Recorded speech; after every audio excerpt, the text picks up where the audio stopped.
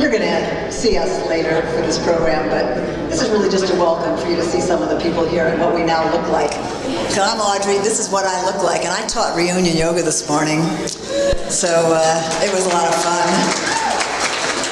We had 12 people in one class and 6 in another, and nobody got hurt.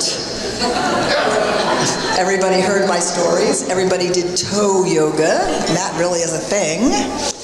And I think I might have some converts to the world of yoga. Okay. Hi, I'm John Brim. I was one of the founders of the company and was with it really throughout its duration as a part of Motorola, and then I stayed for a year at Eclipsys. I can't begin to tell you how happy I am that all of you are here. I had an idea in talking with Mike Stern, a name that maybe some of you are familiar with, but he was the 4th founder, a person who stayed only for a few years after we started, but he was a founder. And we were talking about how we ought to get together. And somehow we came up with the idea that maybe we should get a group of people together in Phoenix. And it sort of took off from there. I got in touch with a few people, and they in turn helped to form an organizing committee. That committee has, I just can't begin to describe to you how much work people have put in to organize this event. It has been outstanding. It wasn't me. And I won't even try to enumerate all the people, because at the end, Audrey will describe them. But people have put in not just hours, days and days of effort for this to occur. And I am so gratified to see all of you here now. You have to understand why we wanted to do it. We wanted you all to have fun, to enjoy yourselves, to enjoy the company of your colleagues.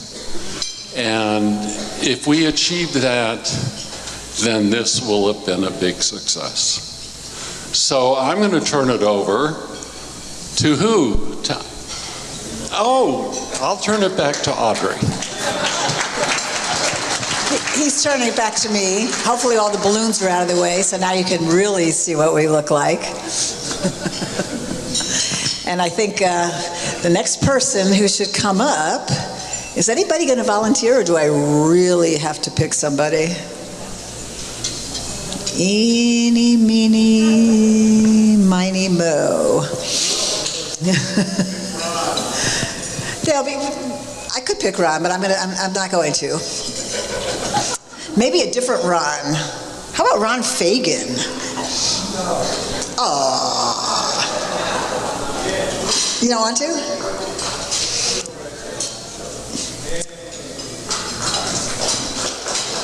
I told you if nobody volunteered, I was going to have to assign people. Just come on up and say hello. I'm going to get the next person on deck.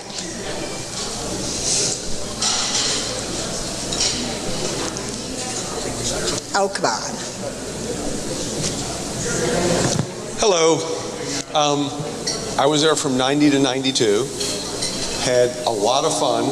Did not get a lot of sleep because I was working with Audrey and then Rick Church doing installs, which all of them seemed to manage to take multiple all-nighters. For those of you who remember the Siemens adventure we had, I went over to Germany and met the Siemens guys. They came here, and the one story I guess I'll share, we had a very good time. I'm still friends with them. If you guys remember, in fact, actually, we bumped into somebody in Italy, a few years back. We were in Italy, and we were both in the same place at the same time, so that was fun. But they came, and they had taken such good care of us in Germany that we felt like we had to take them out. We had to take them out when they got here. So they wanted to go for teppanyaki because they couldn't get that in Munich or Erlangen. So we looked at the Yakos of Tokyo, and it kind of just fit in the budget, and it was fine. But then when everybody heard we were going to Yako, about 20 people showed up that weren't invited. Couldn't turn them away. But what we didn't understand or account for was how much these guys drank. So this was 1993, and my recollection was the bar bill was over $1,000. And when we got back the next day, I don't remember who was upset, but I remember somebody was very upset. And they said, that's it, you've blown your budget for the entire trip. So we ended up all going out every other day and just paying for it ourselves. And for those people that lived in the East Valley, if you remember Waito's Taco Shop out in Chandler, the food was great, like 3 forms of taco, beers were $1, and they ran up a $120 tab. So that would be my Emtek story. Who's next? Carrie. Yeah, Carrie's going to come up next. Good. And now Carrie, I think everybody knows Carrie. Thank you. As I've been walking around talking to people, the biggest thing I've noticed and that I've heard is for how many of you that this was your favorite job, the favorite people that you worked with throughout the career. And I think for many of us, it's really what launched us into our future career. I know it definitely did that for me. I started out on their focus group, so this is when they had 3 employees there, and they were asked to go around and spend a year just learning about what their customers are doing and what they needed. And then they invited me to come and join the company, and Ron Paul interviewed me, and thankfully they hired me. And it's been an adventure ever since. So I want to thank everybody that molded me and helped me learn and be in this wonderful, wonderful career in IT. So thank you, everybody. Welcome. And next up, we have Kim Hall and Cindy.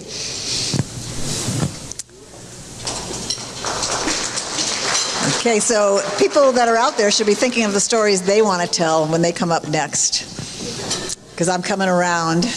I'm a hard person to say no to. I think a lot of people already know that.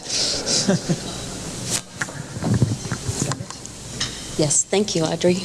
I want to welcome everybody for being here. It's been quite a challenge, but a lot of fun and a lot of hard work the last 4 months putting this event together. I was really feeling exhausted a couple of nights ago, and then I went to the happy hour last night. It was so great. And I came home and I texted Cindy really late, and I said, all that hard work was worth it. I had a wonderful time. I can hardly wait for tomorrow night. So I'm so glad everybody came. It's been great. Like Carrie said, best job I ever had was Emtek. I felt I made a difference. I felt because we were such a small group, we all knew each other. We were different, but in a good way. And we respected everybody's differences, and we made a difference. We helped people. We helped people. We did something for health care that today you go anywhere in a hospital, every hospital has some sort of electronic medical record and some sort of tool, software tool. And I really feel like I worked on one of the first ones, and I'm just really proud of that. And it's so great to see everybody here. Thank you. Well, Audrey didn't come get me, but Kim did. and I have no idea what I'm going to say. I started in 95, so I came pretty late to the family, but still, in all my work experience, this was a family, and nowhere else I've worked was a family. I was in the config group, so we helped customers customize as they were implementing, and it was, as Kim said, it was just an amazing thing. You did feel like you were making a difference. In terms of this event, I've said this to a couple, my face hurts. I haven't smiled this much in so long. I'm having a wonderful time. I hope you are too. And cheers to every one of you who came. Thank you. We worked on this. We worked hard on this, but it wouldn't have been what it is if you hadn't shown up. So thank you to each and every one of you for making us smile so much tonight.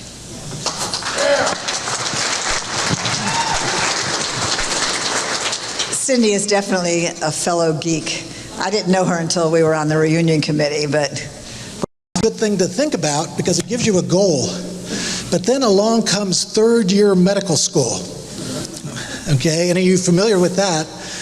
You know about third-year medical school is the first 2 years are book learning, and then the third year is clinical. And you go up on the floors and you work with patients. And basically, you're treated like a lower life form. The joke is, what's the difference between a third-year medical student and a piece of fill in the blank? The answer is, you don't go out of your way to step on a piece of. So anyway, I was in third-year medical student. So they ask you, you go through rotations, you go through OBGYN, you go through psychiatry, you go through medicine, you go through surgery. You know, you spend a month, 2 months, 3 months on each. And they ask you, Dr. Balco, because they're calling you a doctor now, they say, Dr. Balco, what do you want to be when you grow up? Meaning, what kind of specialty do you want to go into? And believe it or not, that's not a rhetorical question. There is a correct answer. Okay? And you could probably guess whatever rotation you're on, you gotta give the correct answer. So when they ask you, when you're on surgery, and they ask you, what do you want to be when you grow up? You say, surgeon. And you're on OBGYN, what do you want to do when you grow up? I want to deliver them babies. Yeah. I said, I want to do computer applications in medicine. I was the orphan child off in the distance. I would always have my notes, you know, my SOAP notes. They call them SOAP. I forget. Subjective, objective, whatever. Anyway, I would have them done on computer paper. They thought that was weird. But anyway, so I said, I want to do computer applications because I knew computers were going to have something to do with this. And I would tell my friend, there was another guy in the same medical school, and he would say, we're both engineers. And I say, yeah, but, think about it. Computers are coming up.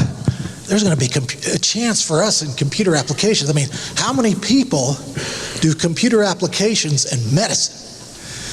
He said, well, there's not that many people that can tap dance and do wallpaper at the same time. I said, but that doesn't mean it's worth anything.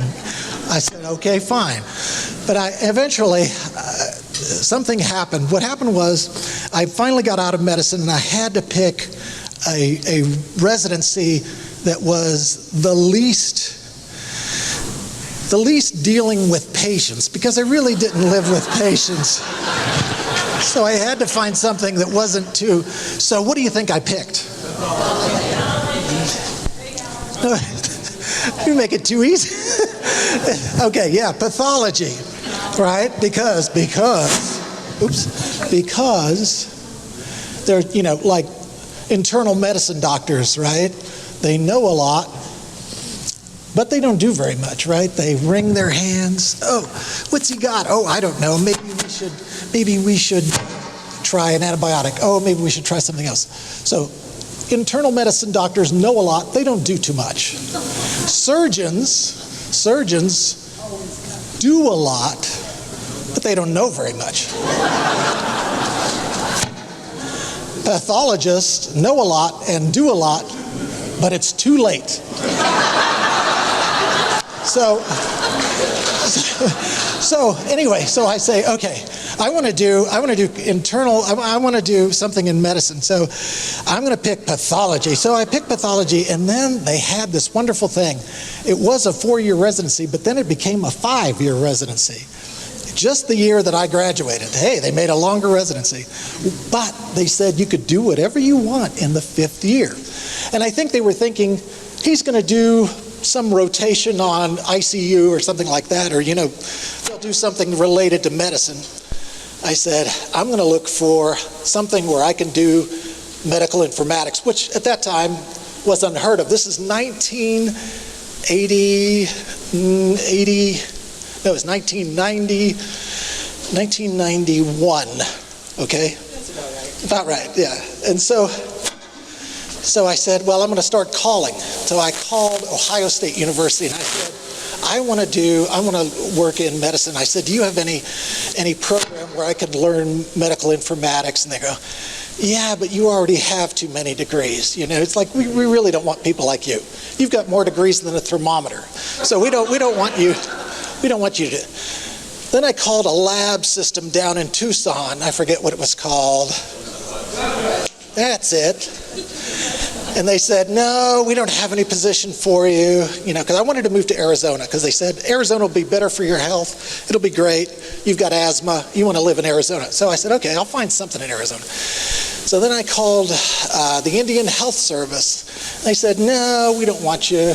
And there's no medicine, there's no computerized stuff here. It's all primitive kind of stuff. Then I called Flagstaff, and they said, no, really, you don't want to do that there. And then I said, I called back down to Tucson, and I said, look, I'm not having any luck here. Can you recommend somebody? They said, well, there's this little tiny company up in Phoenix, Arizona. You might be interested in. So I said, okay, what's it called? I said, it's called Emtek or something like that. So I dialed, and who answers the phone? I say, hello? I say, hello, who am I speaking to? Oh, this is Oscar Diaz. I'm the vice president of the company. That's how small it was. I said, oh, wow, great. I said, well, I got this weird situation. I said, I want to do something in medicine. I said, I want to do computer applications. They said, oh, you'll be wonderful. We'd love to have you. When can you start? That was Oscar. Oscar didn't mince any words. He comes straight out. Hey, when can you start? So I said, well, I'm not done with my residency, but I'd love to come out and interview. So I come out and interview. And I talked to Oscar, I talked to John Brim, I talked to Greg Eiler, and they're all asking me questions. And I said, oh, this, I'm feeling better and better all the time. I said, this sounds like what I want to do. And I said, you know what, I might not even go back to medicine. I might not even finish my residency. And John Brim goes, no. He says, I don't want you to do that. He says, I want to know if you're running toward us and not away from something. Are you coming toward us or are you going away from medicine? I said, well, okay, I'll finish my residency. I said, but I want to do this. And for me, it was like, I knew this was going to be perfect, but I wasn't sure they were going to hire me. So I said, I'll tell you what to do. Why don't you have me come and work for you and don't pay me anything until the end of the year, and then you decide what you want to pay me. I was trying to sweeten the deal. Do you remember that, John? You don't remember that? You did. You gave me an offer. So I came and I worked. I loved it for a year, but then I went back and finished the residency. But let me tell you, the first day that I worked, I wanted to say one more thing about the first day of working at Emtek. And I knew I was going to love it here. I came and I saw Ron Paul, okay, and I saw the guy who was head of the chief financial officer. And he was a guy from Motorola, and he had white pressed shirt on. You remember who that guy was? I forget. Bill Bradley, yeah, I think that was it, yes. Yeah, Brownlee, yes. And he had this white press shirt, press pants, starched, I mean, yeah, I mean, he looked like he came straight off of Wall Street, right? And he's talking to Ron Paul. Ron Paul had bare feet, shorts, tank top, hairy arms. And they're having a conversation. And I'm like, wow, I'm going to love it here. Thank you.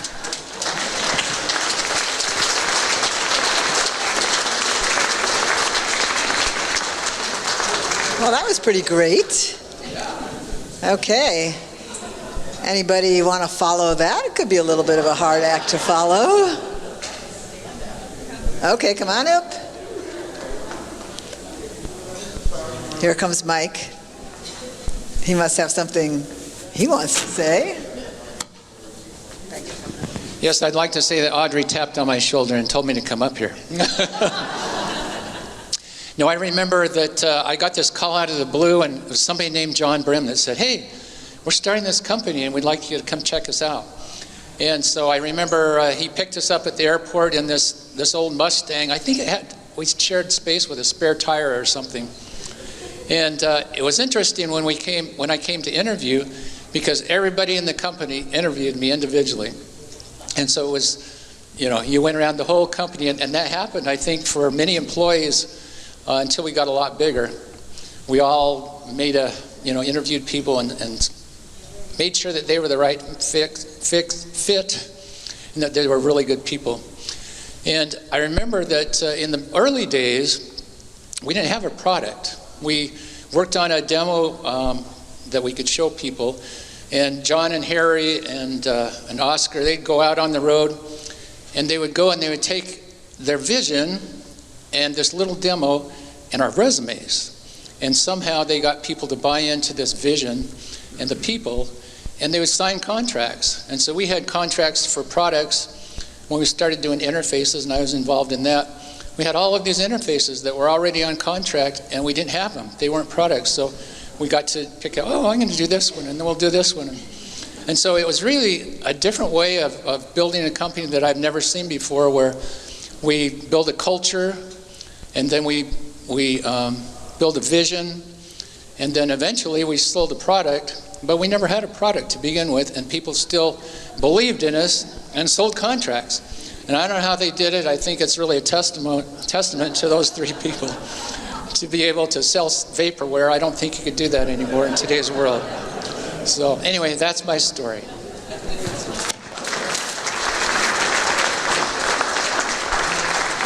Okay. I think we have somebody else, one more person, and then I think we're going to start our real official program.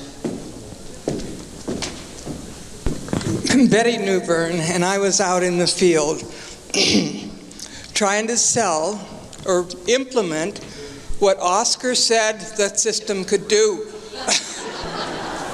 Okay? Or when it could be installed.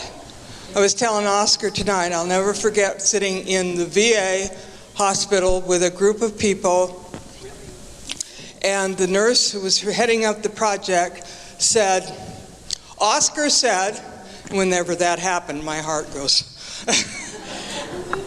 And she said, well, because it took so long to close this contract, it was like 2 years to get that contract closed. He said we could install it in 6 weeks. And did we? We did. It was the first wireless implementation that we did. So there were challenges, but I got to tell you, in working in the field, I didn't know most of you were in the background. I knew your voices when I'd call you in a panic, and this is what we got to do, and this is what we got to fix. And there was somebody always there to do it, no matter what time of the day or night. There was always somebody there to back us up in the field. We didn't see many of you on a day-to-day basis, but people were always there, and we knew we could count on people. And as Jamie was talking, I didn't recognize you. Sorry, I didn't recognize a lot of people tonight. We've all changed a little, but I'll never forget when Eclipses came on board, and the day we had all the pink slips, and we had to usher people out of the offices because they were let go. Nasty day, horrible day. And Jamie was one of those people. And We knew when that happened, oh, they're going to know that they blanked up. And they did. And they did. And Jamie got, actually, matter of fact, I was with you that night. We went over to your house and talked to you and said, they're going to get you back, only ask for more money this time. And he did, because he was a rock star. But the thing about Emtek, there were so many rock stars, it's really hard to put a name and a title on those rock stars that were out there. But I was one of the best companies I ever worked for, educating me from one end to the other for my future life that I was able to take forward. And I thank Emtek for the rest of my life. Thank you.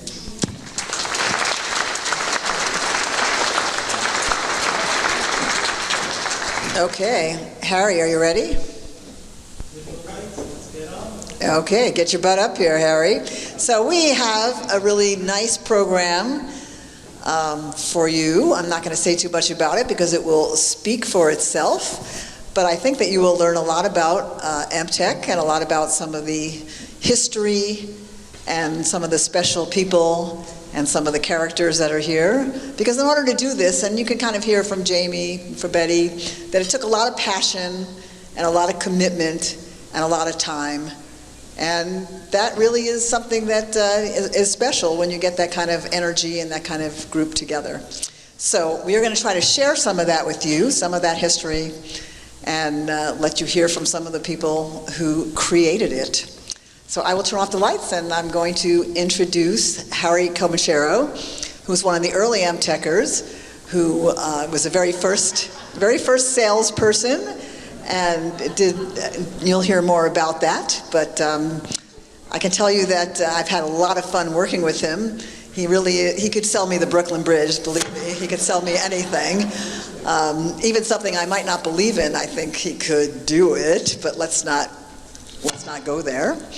And so I will turn off the lights and turn it over to you.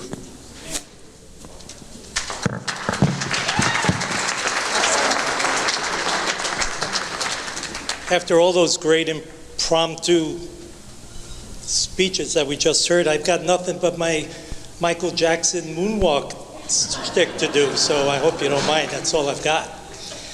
And I didn't learn that at Emtek, but hey. All right. This is actually the start of the formal program, so we're going to get formal here. First of all, honestly, how great it is to see everyone. I mean, I hope you're all having an absolutely amazing time tonight. I think you are. I mean, I've just seen so much great interaction, camaraderie, just meeting people you haven't seen for a long time. It's my honor, actually, my honor, to welcome all of you to the 40th anniversary celebration of the founding of Emtek Healthcare Systems. We're here tonight to celebrate each of you and the contributions that you have made to the outstanding success that Emtek achieved over its lifetime. My name, as you heard, Harry Comachero. Next slide, which is in my pocket, so I guess I got to do this. That's how my sales calls used to go. Big start. Anyway, my name is HC, and I was the first non-technical person hired by Emtek back at the start of the company in 1986. My role was to help the founding team, Oscar, John, and Ron, with the sales and marketing of their vision. Now, you've heard the saying, if they build it, they will come. Well, sometimes you just might need a sales and marketing guy to help make that happen. And that was me. As I look out into the audience, at so many familiar Emtek colleagues, your spouses, the guests, our valued clients that came to celebrate with us the history of Emtek, with everyone looking so happy this evening and smiling constantly, big broad smiles. There's really only one thing I can say. You look marvelous. You really do. Now I'm going to go out on a limb here a little bit and guess that those of you with the biggest smiles, you're the retired folks, right? There you go, I knew it. And the rest of you, well, I think you're just happy that there was an open bar tonight. And you're perfectly happy, but you got to go to work on Monday, so we feel bad for you. You know, reunions are strange events. Here we are, in some cases, reconnecting with folks that we haven't seen in 30 plus years. That's almost 4 decades. And yet in some cases, it feels like it was just yesterday that you were asking them to help you, help them. You had to help them, they had to help you debug your code, or help you out with a tough customer installation, or go on a sales call with you. I mean, lots of scenarios. But the worst thing of all about reunions is wondering what people are thinking about how you've aged over these last 3 to 4 decades. It's really the worst thing, and boy, that is a big one. I mean, will they remember who I am? You know, will they recognize me? Will I remember who they are? We tried very hard to address this problem. No, we didn't. Am I missing a slide? No, we're not. Okay, never mind.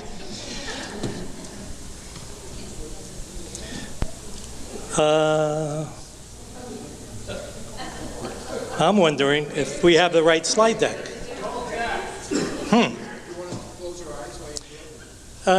No. Okay, never mind. Let's just do it the way we're doing it. I'm just going to fast forward here. So John mentioned briefly how this all came about. So let me clarify and explain a little better how the reunion really came to be. Well, back in May, some of you may have noticed an email that hit your email box from our founder, John Brim. He was informing us that founding of Emtek occurred 40 years ago this year and questioned whether we should consider organizing a 40th anniversary celebration in honor of the occasion. He reached out to a number of folks, as he mentioned, to see if there was interest. And many folks responded with, heck yeah, let's do this. Let's get this party going. Well, little did we all know just how much work this was really going to take. First, how are we going to find all of you? We had folks on our organizing committee who worked months scouring the internet on LinkedIn, on Facebook, Google searches, trying to find some way to contact you. There were well over 200 employees we were trying to locate and find. We knew many names from past directories. We had Emtek documents, even from collective memories, but we didn't necessarily have your current email or phone numbers handy. Some of the team got so good at locating some of you that a couple of them have decided to start a new career in private investigation. Now, we actually once had a guy, there was a guy on our sales team named Bruce Smith. I don't know if many of you remember him. He didn't stay that long. The guy who did the search for Bruce Smith, he gets the prize. He had 1,874 hits on that name alone when he began his search. It was unbelievable. The poor guy is still home at night trying to figure out which one of the Bruce Smiths is the one that we should have invited to the party, but it's going to be a little too late anyway. We also want to apologize for the many emails and notices and forms that we sent to you over these months. You got a lot of email from us, I think. There was a lot of important information that we had to convey to you, and a lot of information that we needed from each of you to make the celebration a success. For example, like providing all your profiles so we could have this wonderful Wall of Fame exhibit. So thanks for indulging us. The bottom line was we knew that this was going to be a great event, and we really wanted you to be there. Early on, we took bets on how many folks would be willing to attend this event. Since most of us are scattered all over the country, we weren't sure who'd be willing to, lay out the cost to come here, airfare, hotel. John Brim thought it would be 150 attendees, and I thought 75 if we were lucky. In the end, I'm really excited to say we have over 125 people sitting in this room, Emtek alumni, spouses and guests, and some really, really valued clients as well, enjoying a wonderful evening together in celebration of your contributions to Emtek's success. What could be better, really? What could be better? So thank you all for being here.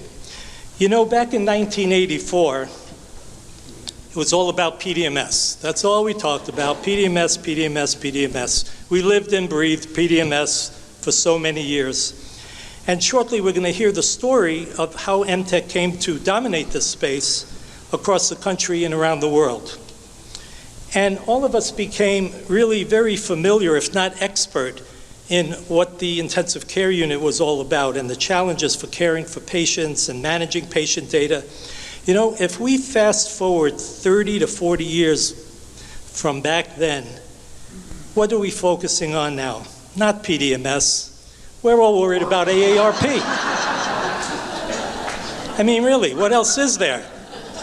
Today, all we really want to know is which restaurant offers the best early bird specials, and how do you go on discount cruises with other old folks like ourselves? Times have really changed, haven't they, over the last few decades? And indeed, I have to say, instead of worrying about intensive care units, we now spend a lot of our time investigating independent and long-term care facilities. You know, if not for our own future use, but for our aging parents, as it turns out. We all survived being in the sandwich generation, and now it's our turn to look ahead and plan for our own futures. Okay, so how about we kick off this program tonight? This evening, we are going to take a look at the evolution of Emtek from start to end. The stories are endless. You heard only a small smattering of them just a moment ago, but we're going to try to cover the more meaningful events that took place from 1984, when the company was founded by three wild and crazy guys, John, Oscar, and Ron, and through 1998, when Emtek was sold to Eclipsys. You'll hear from our founders and others who lived the exciting early days of Emtek and hear all about the successes that we achieved over the many following years. And we're also going to hear from one of our earliest customers as well.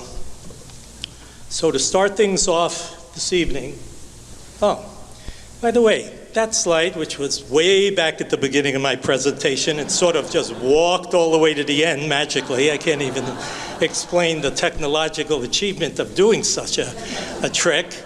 But I think what I wanted to say with that slide was that I hope you all like the little buttons that you got when you registered. It's just a small memento of the evening, and we hope you're wearing it proudly. Take it home with you. Wear it on the airplane. It's a good icebreaker. You never know who's sitting next to you. I designed that button by myself, by the way, but it was not necessarily the first choice of what I wanted for a design. I originally thought it would be much more helpful to hand out this button. Anyway, good to have my talk in the order that I rehearsed for months.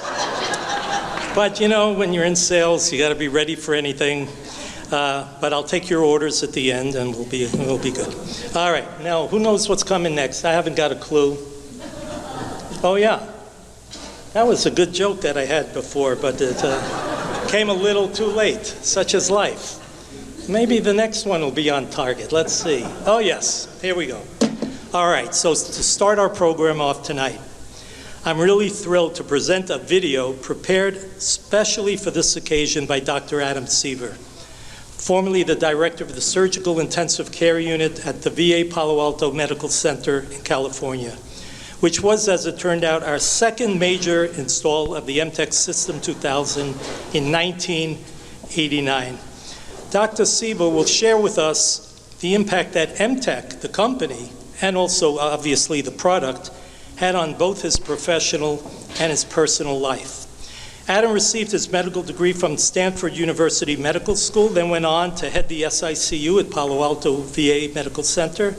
He then got a PhD in medical decision-making and informatics at Stanford, and just for fun, later on got an MBA from the Duke University School of Management. He's quite a guy, quite a supporter of what we're doing, or what we were doing at Emtek in the 80s and the 90s.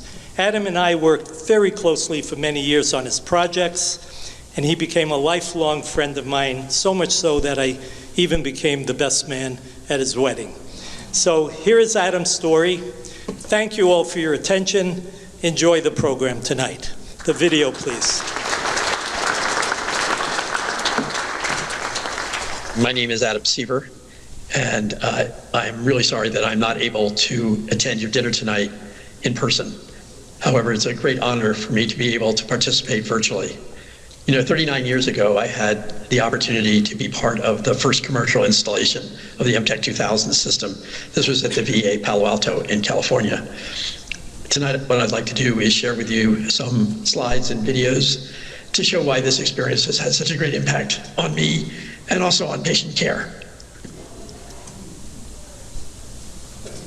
So for me, the story starts in the 70s when I was undergraduate at Stanford.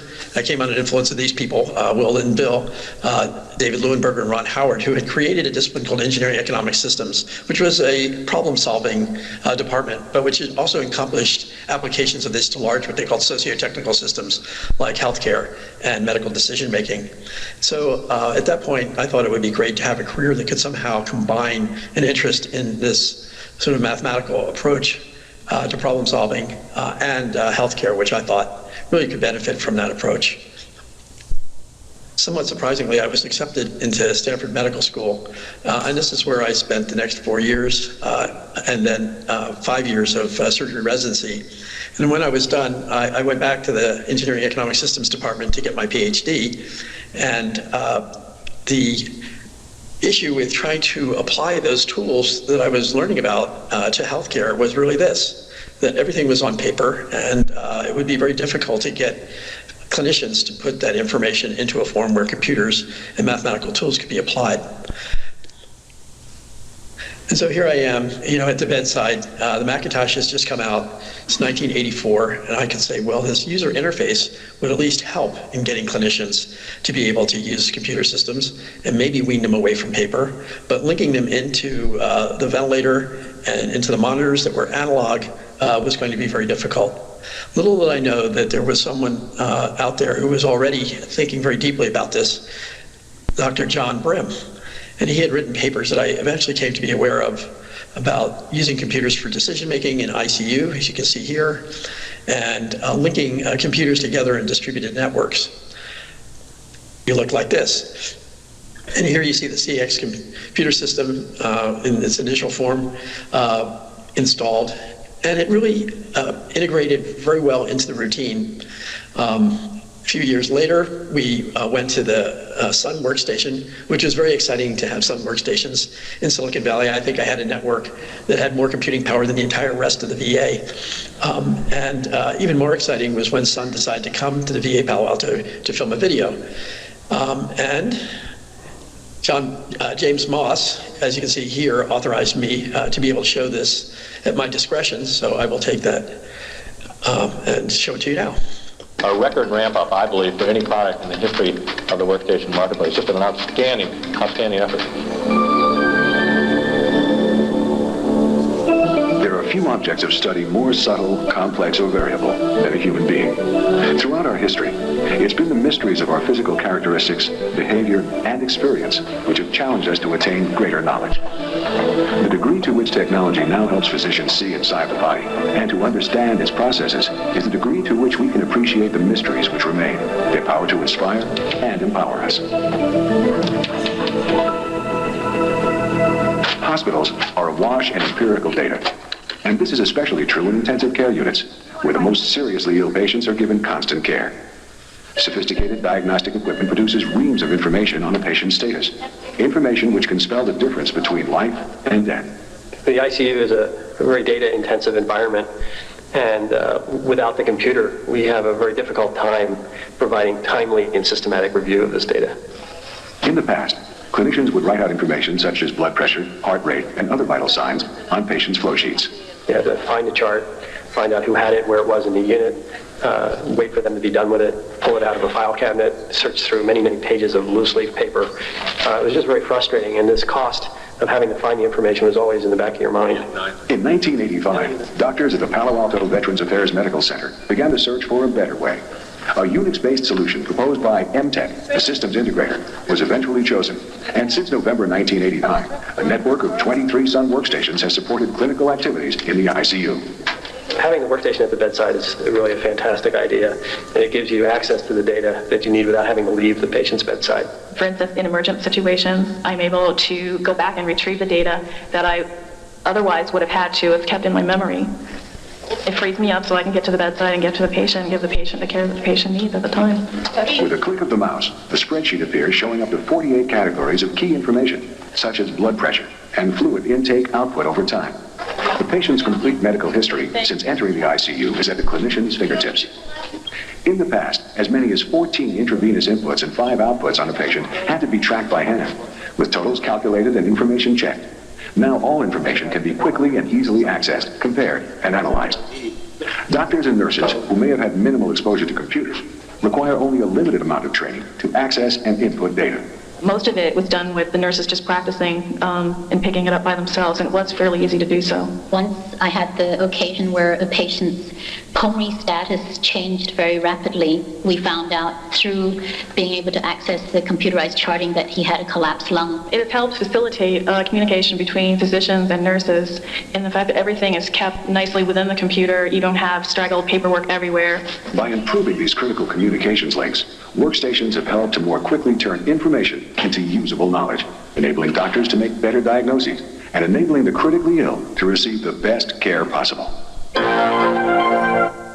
So that was very exciting with Sun and Scott McNeely, but they weren't the only ones. Computer World came around and wrote this article in June of 1990. And then we were able to do some publishing. Even to this day, if you type in to Google critical care computing, one of the first things that comes up is an article that we wrote, Critical Care Computing Past, Present, and Future, and virtually all of you guys in the room should have been co-authors on this paper because your efforts really made that kind of academic contribution possible. So I left Stanford in 2003. Joined a company called Respironics, followed John Brim's lead as a physician in industry, and I've served as chief medical officer for respiratory business within Respironics, and then for informatics when we were acquired by Philips, as well as where I am now in emergency care. And I've wanted to remain clinically active, and so here you see me sitting at a critical care telemedicine hub in Sacramento, California, where I work several days a week. And this is really a direct result. I think I can make a compelling case. This is a direct result of the pioneering work that was done by Emtek.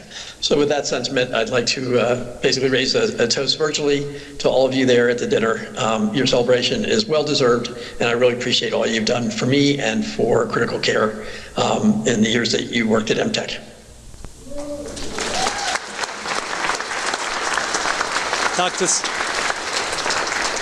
Dr. Seaver wanted to be here for sure. He was really excited to hear that we were having this reunion. He was one of our earliest luminary sites. He had a conflict, he couldn't make it, but I do know that he's on the live stream, and I'd like to, on behalf of everybody, thank you, Dr. Seaver, for taking the time to really put this into your words and allow us to watch this video. All right, so if there's one person that everybody in this room knows, and you know who that is, I have the pleasure of introducing Dr. John Brim to come up. He was our founder, he was our president, he was our inspiration, but most importantly, he was our friend for many, many, many years. And we're gonna take a trip down memory lane, talk to you about where we started, where we ended, and all the fun that we had in between. So I invite John to come up and take that first part of the presentation.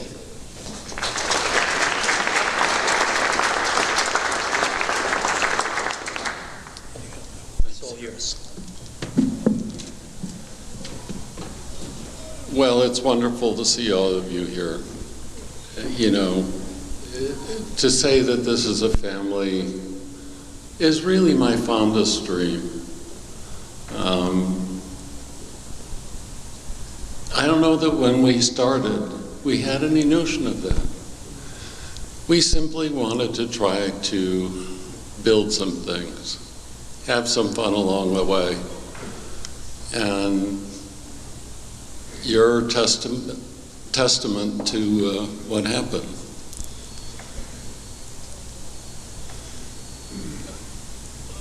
Something that I want to really convey, it's easy to think that, oh,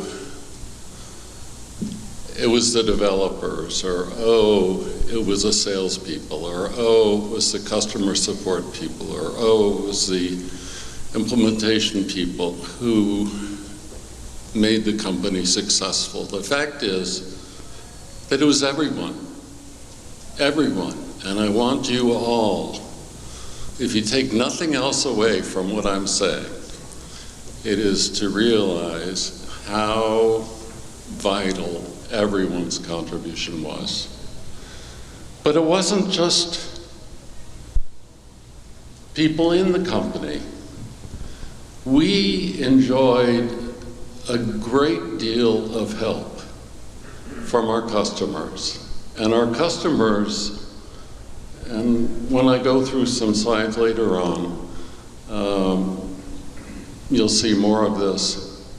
But our customers contributed to our success from the very earliest days at Harborview, where they devoted unbelievable amounts of energy to us in terms of educating us. I mean, I had worked in the area for a while, and others had as well.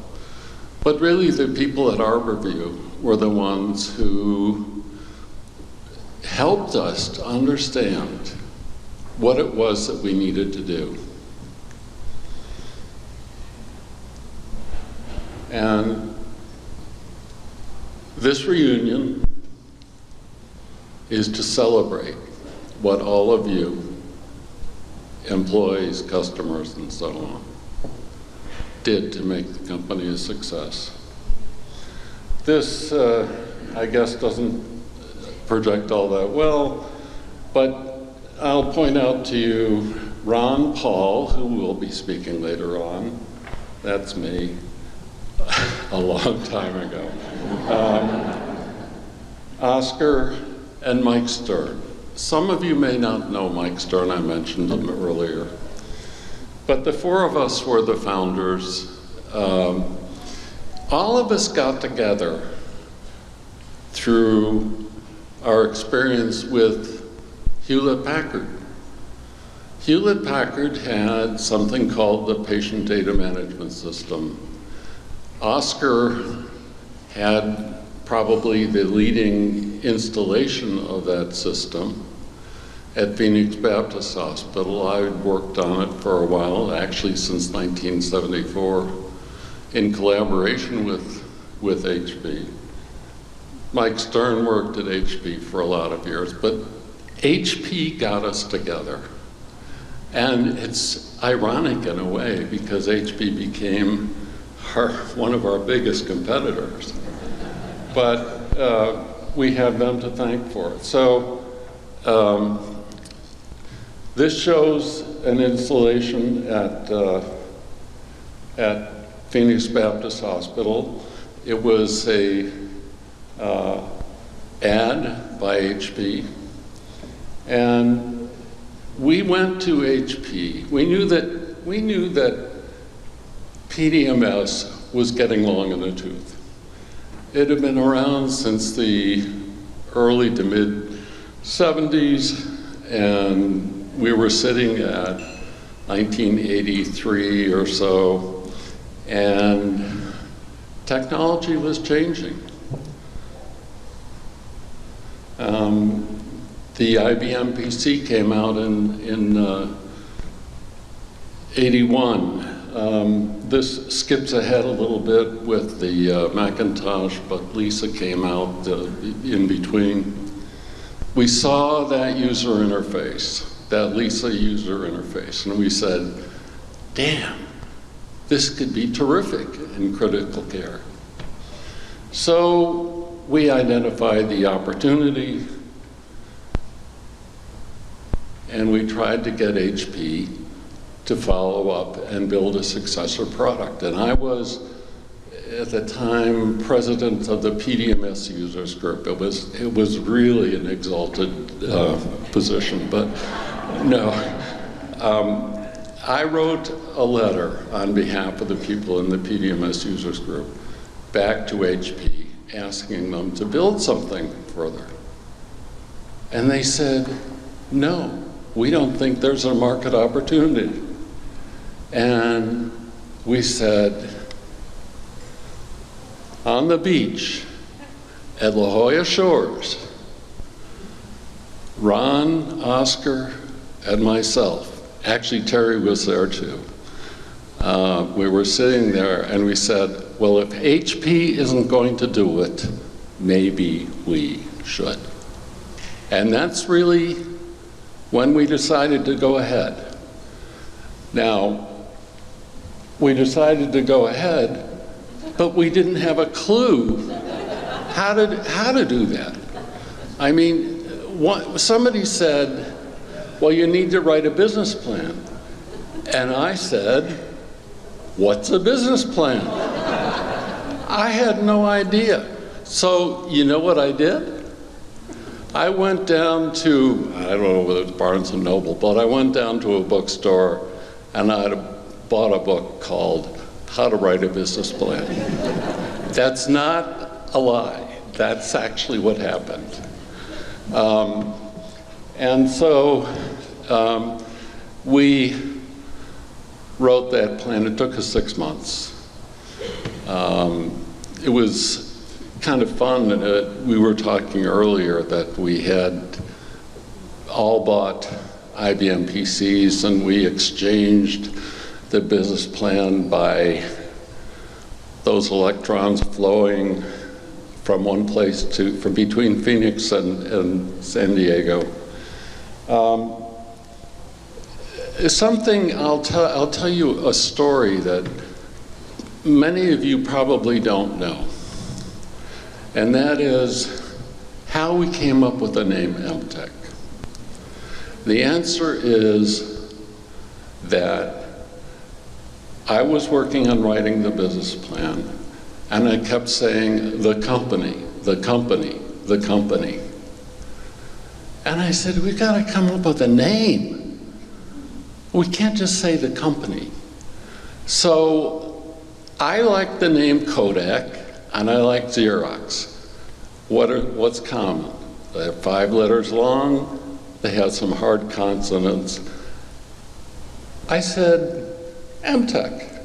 I told Oscar and Ron, and they said, we hate it. We hate it. I said, fine. You have a week to come up with a better name. Well, history has shown what happened there. A friend of mine who later went on to work at Microsoft rewrote the executive summary for the plan. Very few people would know that. He took my absolutely wretched prose and made it sexy.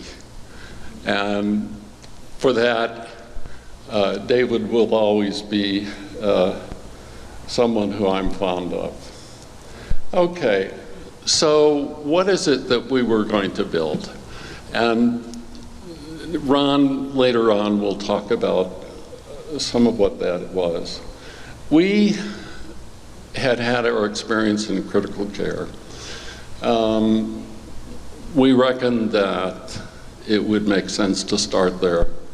But it wasn't the only choice. We thought about doing order entry and other things, and Ron will get back to that. One of the things that we thought would be an advantage was the idea of not being tied to a single vendor's monitors. At the time, the people who sold the equivalent of PDMS were all monitoring vendors. And we reasoned that if we could tie to whatever monitors a particular hospital had, that would be an advantage, because the others wouldn't sell in that way. So you can see the competitors. This is not exactly what I did, but one of the things that was similar, Terry and I got some ICU flow sheets from UCSD. They were 2 feet by 3 feet. And we colored in with I don't know, magic markers or something, the different areas of the flow sheet, and showed what we could automate, that we could tie to ventilators, that we could tie to infusion pumps, that we could automate the calculation of I&O totals, that we could take orders and populate the rows on the flow sheet, and on and on and on and on. And that became one of the primary vehicles for convincing Motorola what it was we were going to be up to. And with that, I'll turn it over to Oscar.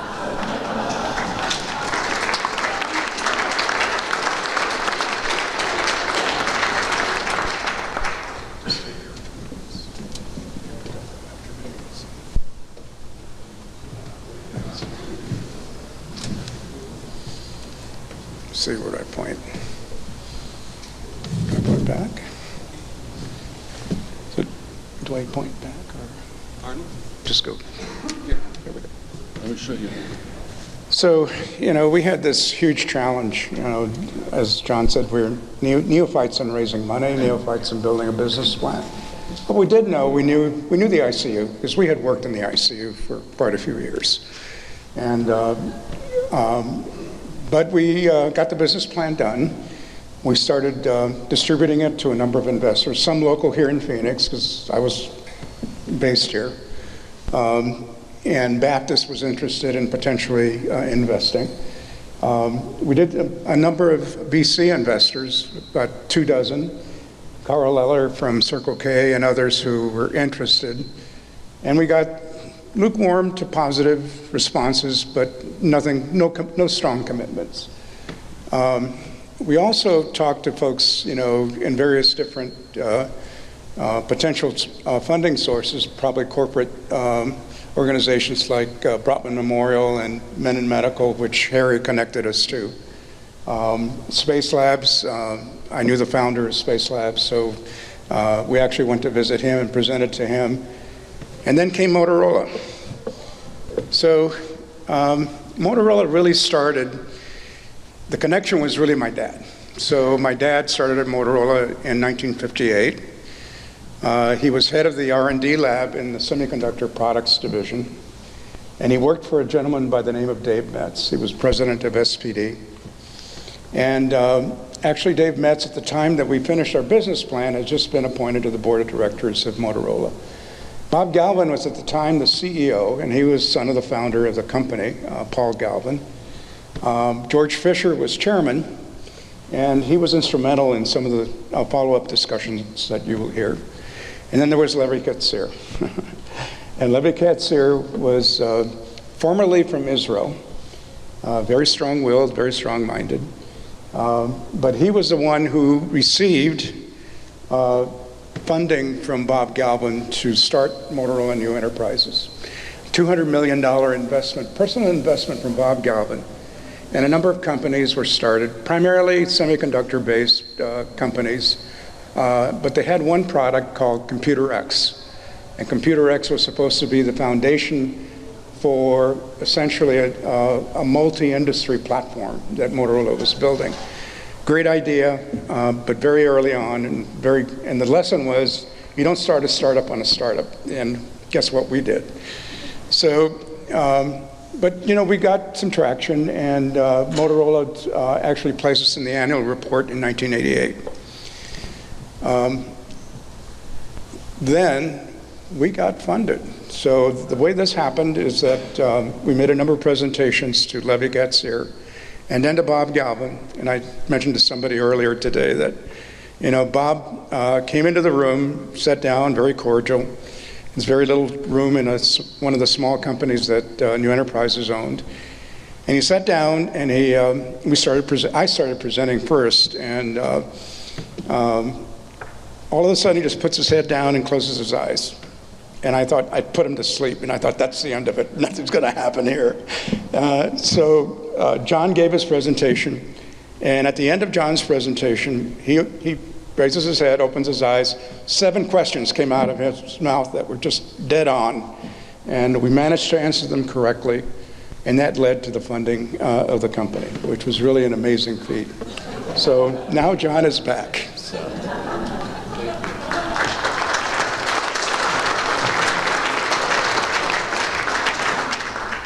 So we got the money. What then? I mean, like I said, I didn't know anything about running a business. I had never been in business. I was at the university. I didn't know anything. And maybe Oscar knew more, but we were all still wet behind the ears. So the first thing we had to decide was how we were going to try to staff the company. And these are some faces that you will recognize. Rick Shelton was employee number 5. Audrey Thurman, Harry, Wendy Hart, they were all among the earlier employees in the company. This next slide makes me melancholy. Stan Person was somebody I met first in 1974 when I went back to Waltham to visit HP. He was employee number 6 at Emtek. He was someone I experienced many different things with over the years. Stan was a very smart guy, really smart, very clever. But the thing that I remember most about Stan was that he had this very gentle form of humor. He had a wonderful sense of humor. And he could always laugh, and I loved that about him. We had hoped Stan could be attending by live stream tonight. Unfortunately, he passed away earlier this week. So it is with, I'd have to say, a heavy heart that I mention him here. Stan was a wonderful person. So how did we build after that first set of people? Well, we did a couple of things that were perhaps atypical.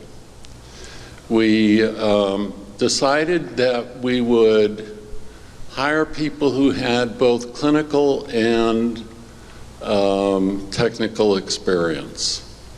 And so many of our people, Rick is an MD, but many of our people had that joint experience. But in addition, we went up to Salt Lake City and raided the cupboards there. We hired 7 or 8 people, I think, from the medical informatics program at the University of Utah. They were all comparatively early employees in the company, and they added enormously to it. We grew from about 8 people at the end of the first year to 18 at the end of the second to 32 roughly at the end of the third. And this is a terrible picture, but some of you may recognize yourself in it. It's from a long time ago, obviously, when we moved into, I think, to this new facility for us.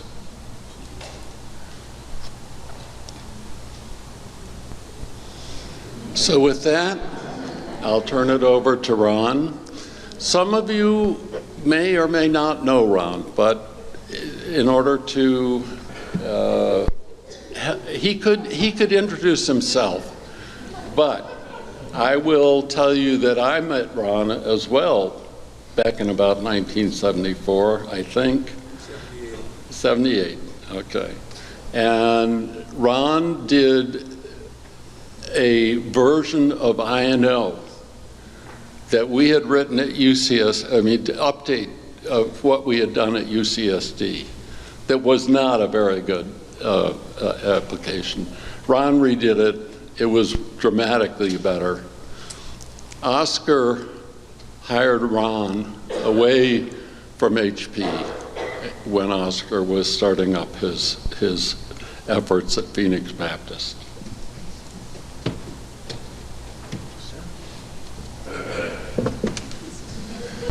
So Jamie's story inspired me to come up barefoot.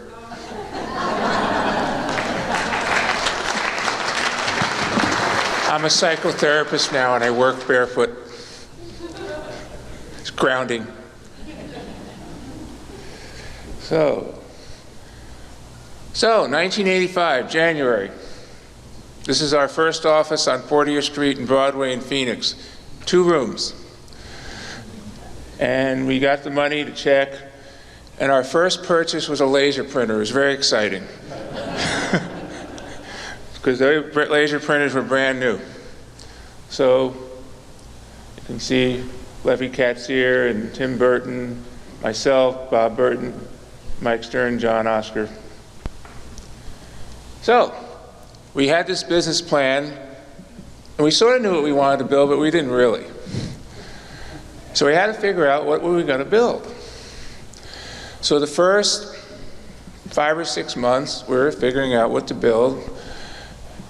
And one of the things we wanted to do was something that was really intuitive, because the computer systems back then, Microsoft DOS was command line, the HP PDMS was all menu driven for the most part, and it was really hard to use. So we want something that a nurse or a doctor can just walk, or a technician could just walk up to it, they'd know how to use it. I think we came close to that. So you may have heard the acronym, what you see is what you get, WYSIWYG. So we want something that they could look at and say, oh, I know how to use this. So back then, besides the flow sheet, there was a chart. It was a loose leaf notebook, there was different sections in the chart, there was different forms in the chart.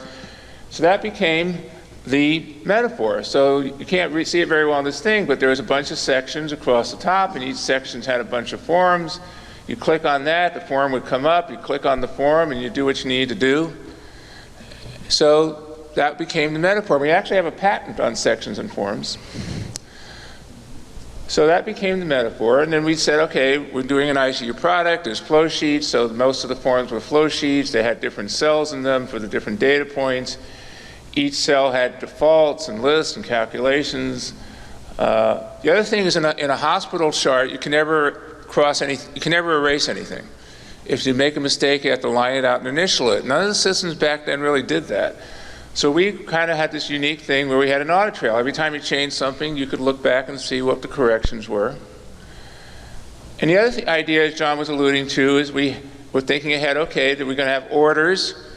The doctors enter the orders, that generates task lists, that generates things on the flow sheet, and it was all integrated. And the system had to be very customizable because every hospital is different. So everything had to be changeable, and also we were looking ahead to being able to translate to other languages. So everything that you see on the screen was changeable. If I can get this to move ahead. Why am I not clicking ahead? Oh, there we go. Yeah. Okay, so we had this idea, but we had to be able to sell it.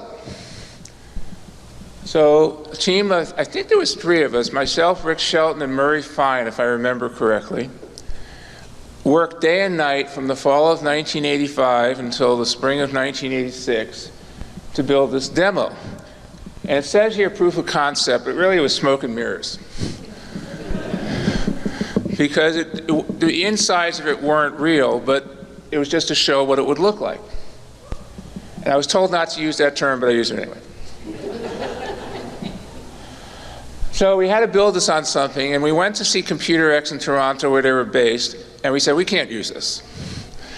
So we got somehow permission to build it on Sun. And as I said, we built this proof of concept demo on Sun, and this is what Harry and the sales team and Oscar and John used to sell Harborview and the VA, and people saw it and they thought it was pretty cool. And we also got a whole bunch of patents out of this, all kinds of different concepts in the demo. So now Levy says, okay, build it. And he thought we were going to build this thing like a few months. And we didn't know how to build it. So a ninja team, before I get to that. So we had to use Computer X, that was a requirement. There was absolutely no third-party software except I think for an Empress database on Computer X. So everything had to be custom, and plus it had to be really fast because the flow sheet has like 300, 400 data points, and we want it to all come up in like 2 seconds or less. And no commercial database back then was that fast. No commercial forms manager back then was that fast. And also, as I said, had to be very configurable. And as you'll hear numerous times, the Computer X software and hardware was just not very good. So this ninja team of myself, Audrey Thurman, Rick Shilton, and Stan Person met for months in this room. We'd already moved to this new office space. I forget the address, but it was a nicer space in Tempe. And we met for months with this whiteboard in this small conference room. We had all these dead ends and false starts and lots of arguments. And finally we came up with this idea, oops, can I go back? Came up with this idea that we have this custom distributed database, Mr. Ed, medically related Emtek database. Later, that term was not considered okay. You couldn't have any talking horses, so it became EDC, Emtek Data Systems Interface. We had a custom form manager that Rick Shelton created. We had a custom application developed language, Electra, stood for Emtek Lexicon for Transactions and Analysis. So we came up with this architecture, which also, we got a lot of patents out of that. You can see one of the patents here. And this was the architecture that we ended up building. And now our CX guru, EDC guru, Audrey Thurman is going to come up.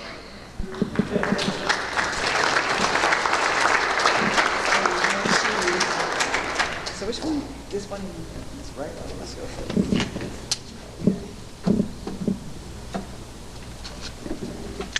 Well, it's true. Put it over here. I'm sure that I did write more CX code than anybody else.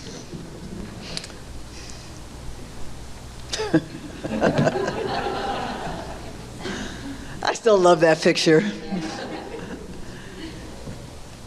I remember the day that I was really into kind of naming these things, and it was just really a lot of fun. As Ron said, back then there was really only one commercial database that ran on CX. It was called the Empress database. It's really no longer a product. They went out of business.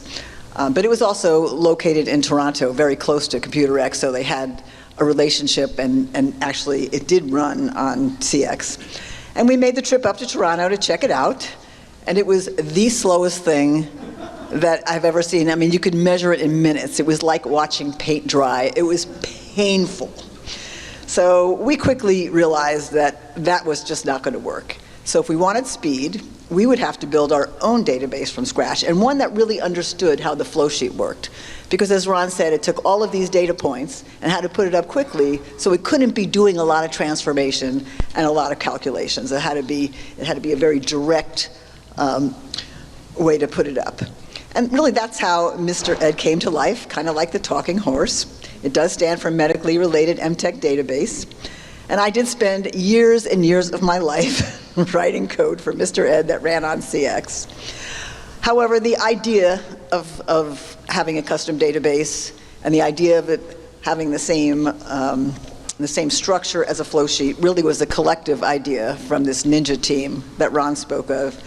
And actually the very first person who had the initial germ of the idea was Stan Person. And he had that initial vision, and he had the talent and the patience to work with this motley crew, and this ninja team was a motley crew, to make it a reality. Later somebody, not to be mentioned, decided that naming our serious medical database after a TV horse probably wasn't professional. Imagine that. So officially it became EDSI, Emtek Data Storage Interface, but we were allowed to call it ED for short. But it really was always Mr. Ed, and it will always be Mr. Ed. So working on CX really tested my patience. I have a lot more patience now than I did then.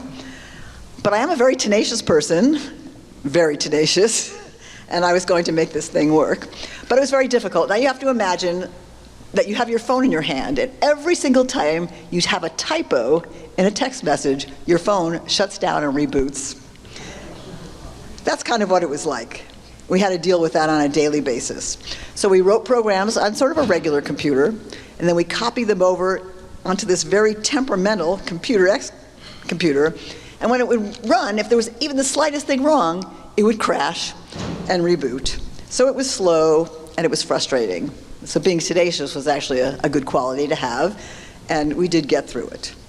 So the days were actually pretty intense, and they were very long. There was a drafty room with these computers, and then there was kind of loud computers back then with whirling discs. I remember staying over there 2-3 nights a week. I didn't even go home. I think Bree, my daughter, will attest that I did not come home and just stayed overnight working on this thing. Not necessarily a good example, for sure, and certainly not a good model for work-life balance, that's for sure. So building a working system on Computer X was very difficult. We tried, and we tried again, and we tried again. So we named all these different attempts.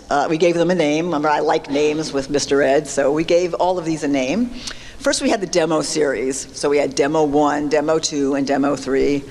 None of those made it to production. None of those were really good enough. And then we moved on to the Proto series, short for prototype. So we had Proto 1, Proto 2, and they had the same outcome. Still not really good enough for a hospital. And then we started fresh off with cycles, and we had Cycle 1, Cycle 2, and Cycle 3. And finally, we actually did come up with something that we thought could work in an ICU environment. And we playfully called it Cycle 99, because it really felt like it was our 99th attempt. So Harborview was our guinea pig, as it says there, and we deployed this Cycle 99 version at Harborview, which was our alpha site, in 1988. It had 2 phases. The initial phase we called 1A, and it was basically a read-only system. It displayed lab results from an interface. It had a little entry because you had to admit patients and be able to discharge them. But besides that part, it was really read-only, and it showed lab results in a flow sheet format. But there was a problem, and here's the scoop. See, a flow sheet is like a living document. It grows over time. You have the data from one day really rolls over into the data from the next day, into the next day, into the next week. And during the testing at Emtek, we never really did that. Every day I started out with a fresh new flow sheet. But these flow sheets kept growing. And so day after day, week after week, and so it didn't work. I mean, I came in the next day and it didn't work at all. So it took some time to get all that working, and unfortunately we were really testing it and running it on, and changing code on a live system in an ICU environment. So not really perfect, and probably today's developers would really scorn at us for doing that, but that's what we had to do, and that was the reality at that time. After 1A came 1B, which added some other simple flow sheets like vital signs. And so it had more data entry capability and some of those other features that Ron talked about.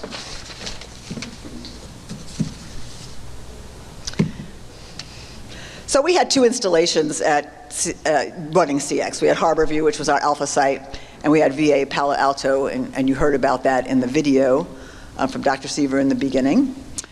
And more were planned. But one day, George Fisher, Motorola's chairman, was at Emtek getting a demo from John. And you got to picture this. George Fisher asked John, hey, what do you really think of CX? And John looks at him and says, do you really want to know? And so they step into a conference room, and John, I think, laid it out probably pretty candidly, how CX was holding us back, how it really wasn't right for what we were going to build, how everything was just taking longer. And after listening, George Fisher just said, well, I think you should just use whatever would make you successful. I always thought that. And just like that, we were released. We were free. And so with those words, our chains to CX were broken. Of course, that did cause some drama with Motorola, and especially from Levy, but we got past all that. But with that, we were actually free to choose another platform. And so we did choose Sun, which was the leading workstation at that time. Moving our system to Sun was pretty straightforward. Most of it, we were able to just move over with some small changes, except for one part, the Forms Manager, because there was a clash between the windowing system. The model of the windowing system on CX was totally different than the one on Sun. So that one had to be built from scratch, but really we were only too happy to do it to be able to run on a commercial system like Sun. And so once we moved to Sun, everything really started falling into place. We reinstalled those first 2 customers, including Harborview, and every new installation from then on was on Sun. And then instead of fighting the platform like we were with CX, we could focus on development and set up planning, project management, processes, the way software is supposed to be built. So those late nights battling CX came to an end. They just became kind of war stories. We all healed from it, though I admit to sometimes thinking back at the time that Mr. Ed was born, and there's a sweet moment there somewhere for me.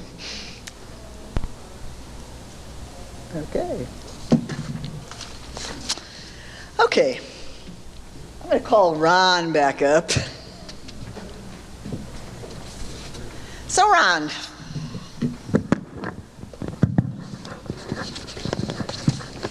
he's here. Do you remember that night back in 1988? Some of you were there at this time. We had Christmas parties at John's house because the company was very small. And there was maybe 25 or 30 of us. And remember back then we had this, you and I wrote this song. We called ourselves the M-Tones. We were a group. The M-Tones. And we wrote a custom song, and we called it the Emtek theme song. Yes, it was to a John Prine tune. Your flag decal won't get you into heaven anymore. And we wrote lyrics for Emtek. So Ron and I are exactly the same age. I know you might not be able to tell that, but we are. And back then we were 33 years old when we did this. And our next birthday, both of us are going to be 70. So it's been quite a while. So what do you think, Ron? Should we take a peek? Play a video. Okay. I want to tell you, I actually have this with me. I actually found the VHS. And this really is it. And on the side here, it really says the M-Tones. So when I knew that we were going to, when we were going to have this reunion, I got out all the boxes. My husband will agree with that. I got all the boxes out of the closet. I'm going through looking for all this, paraphernalia, and I actually found the VHS, and I found the words, because you really can't understand it that much in the VHS. And I found the words, and that was really pretty amazing. So we're going to let you take a little peek at that.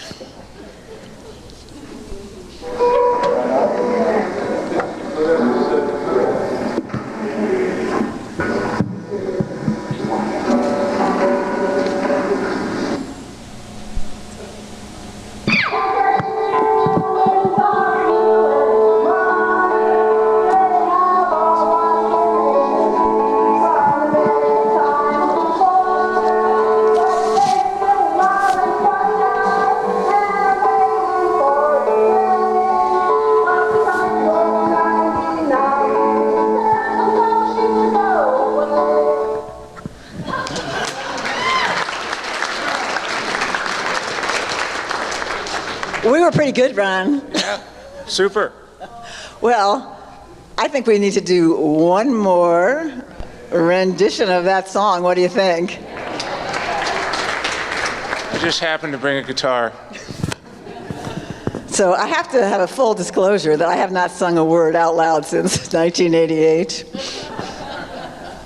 So But what you get is what you get. Ron has his guitar, and I'm going to bring out the music stand to totally recreate that environment back in that party.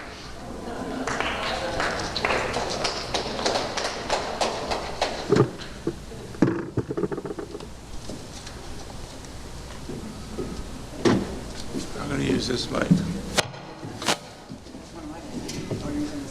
Use that one.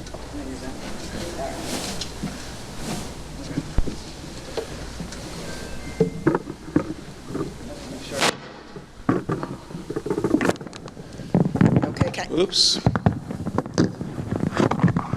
Can you hear me? No. Okay. One of the hazards of being a musician is you got to tune.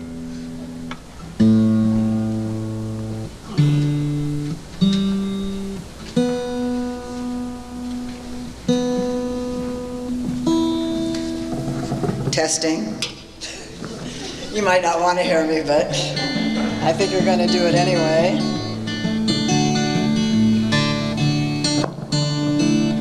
Ready? I'm ready. Okay, I'm going to do it this time. I was sitting in a meeting one hot and muggy day, listening to that chatter that never goes away. Demos, protos, cycles, let's do it one more time. One of these days we'll get it right. It's cycle 99, but your hacked up code won't get you into Harborview anymore. They have all lost their patience from the many times before, but they still love and trust us and are waiting for the day of the cycle 99 release and the flow sheets to all go away. John keeps saying, add this in, and Stan says, hey, no way. Ron says, it's a requirement, and Rick says, go away. Oscar keeps asking, when, oh when, will this ever get done? But George Fisher has the answer. He finally let us use Sun, but your hacked up code won't get you into Harborview anymore. They have all lost their patience from the many times before, but they still love and trust us and are waiting for the day of the cycle 99 release and those flow sheets to all go away.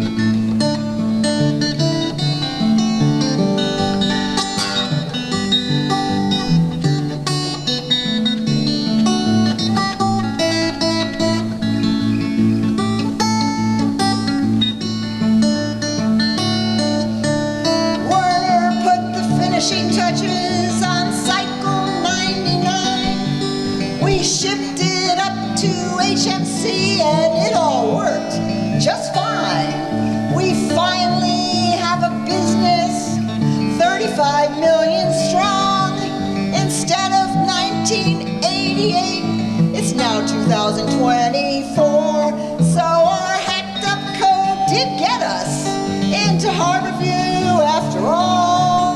Scott, Diane, and Wendy are happy like they've never been before.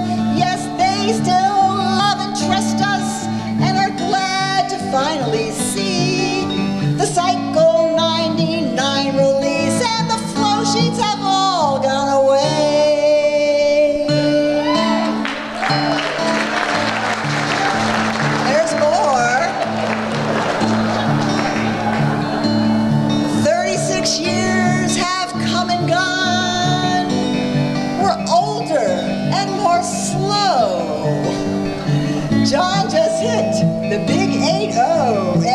doctor lives in Port St. Joe.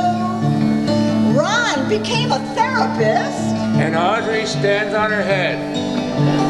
And who would think we'd all be back to enjoy this tasty spread? So our hacked up code ran smoothly in hospitals large and small. Around the world it hummed along in carts that lined the walls. Each person played a special role, so together we could soar. Emtek success lives on in us today and forevermore.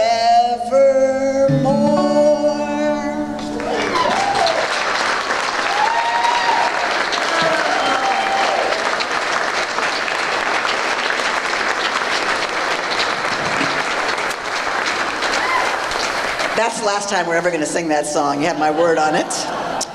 But now we're going to have a little bit of a special moment. And we'd like everybody, and that's everybody, who contributed to Emtek's success to stand up. You need a stretch anyway. Come on. We're old. Everybody stand up.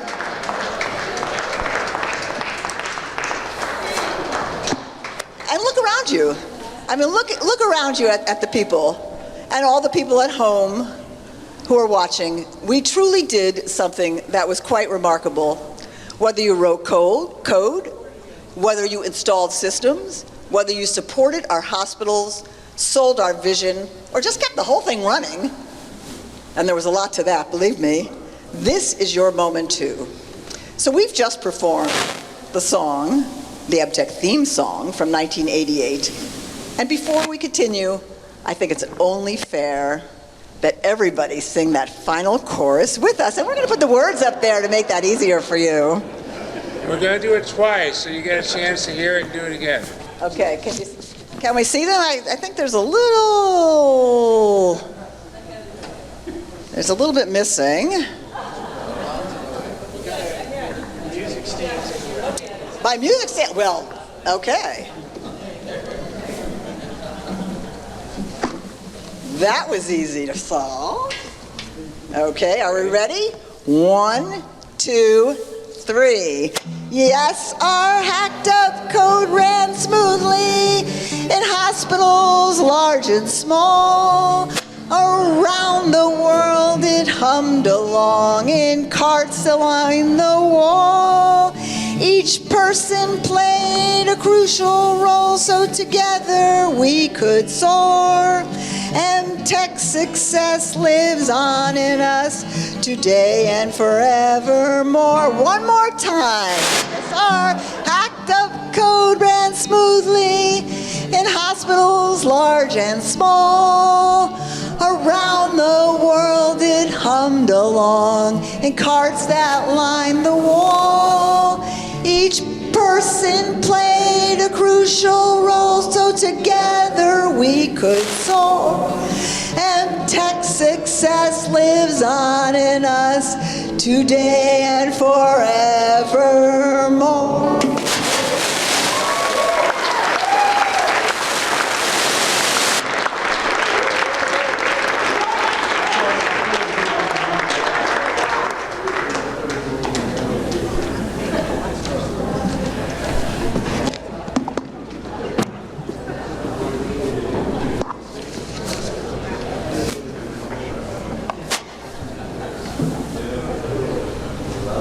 Okay, and with that, now that you've gotten that stretch and a little song, I'm going to have John come back up and tell you, now that we built it, what do we do with it?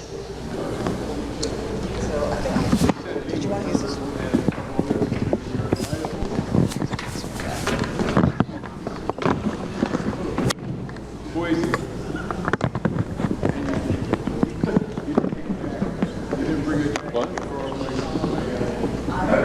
Oh, yeah. I'm not worried.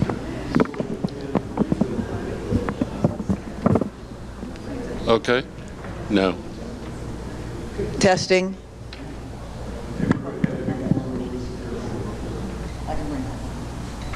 Yeah, why don't we do that? You want to do that? Yeah. Testing.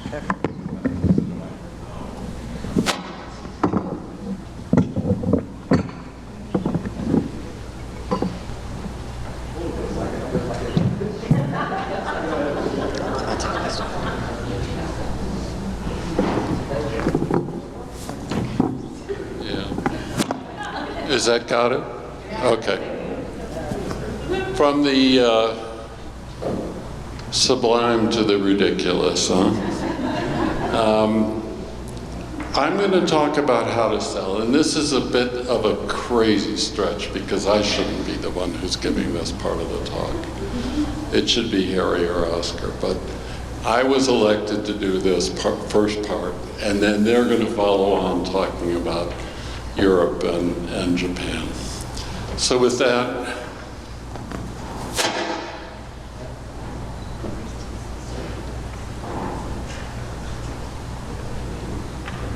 okay. The sales process was actually very complicated.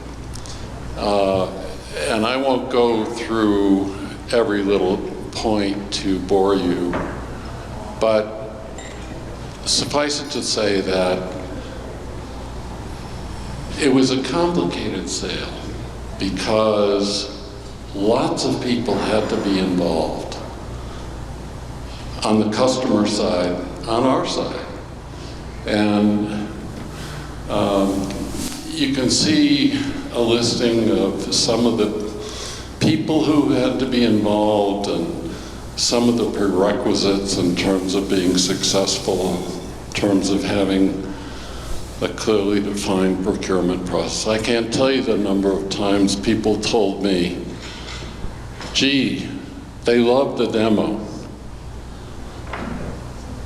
And then I would ask, but do they have a budget? Well, no. So it was complicated. It wasn't easy. And my kudos go to all the people who are involved in the sales side because I know how hard it was.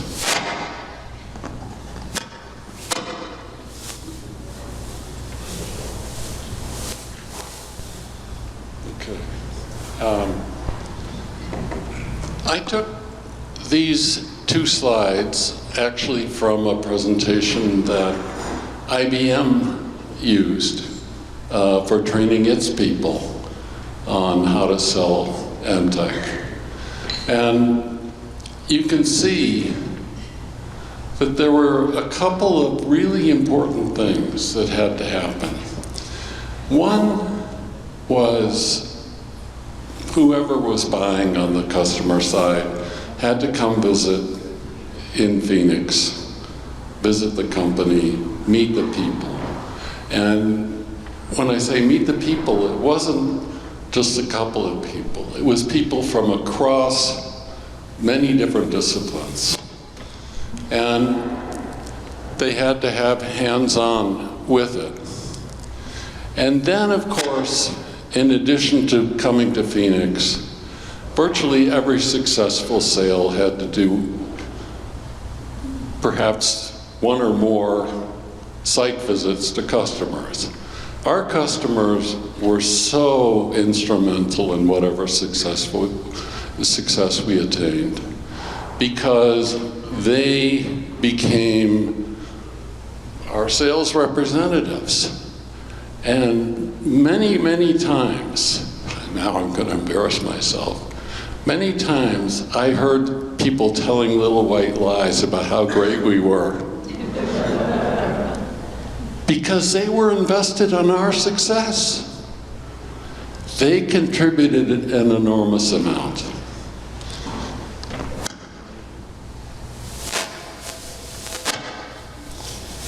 Well, this was the first Harborview Medical Center. We're actually honored to have a number of people here tonight. Scott Bradley, Diane Audis, Wendy Giles, who were all among the people who were at the very earliest stages of the installation at Harborview. I should mention one other person, Dr. Chip Rice. Chip really was the one who championed our installation at Harborview. We had our first installation on CX, as you heard, and ultimately was replaced by Sun. But something that was very distinctive about Harborview was we actually had an apartment up in Des Moines, Washington, where we would come up. We were there so much that it was cheaper for us to rent this apartment than to stay in hotels.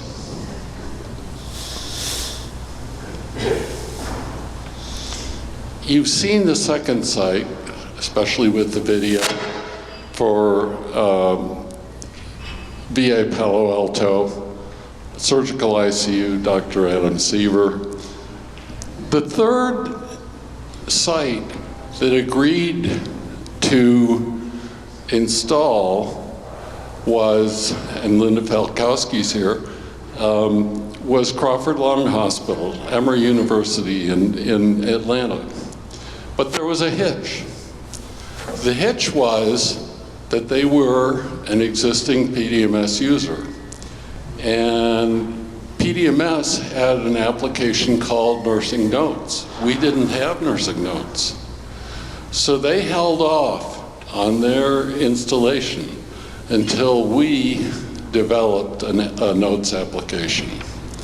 And I've always said that when you sell a system, you can't have any takeaways. You can only add to what people have had before. You can't take anything away.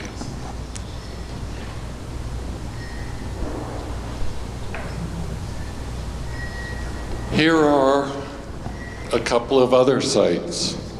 This is by no means an exhaustive list, by the way. These are just some exemplary sites. Barnes Hospital was a relatively early place.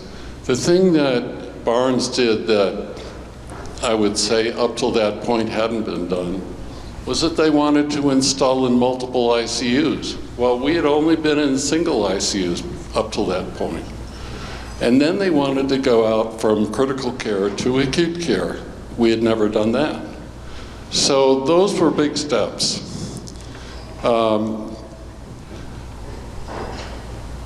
Johns Hopkins in Baltimore, luminary site. Dr. Tim Buckman was instrumental in getting us installed there.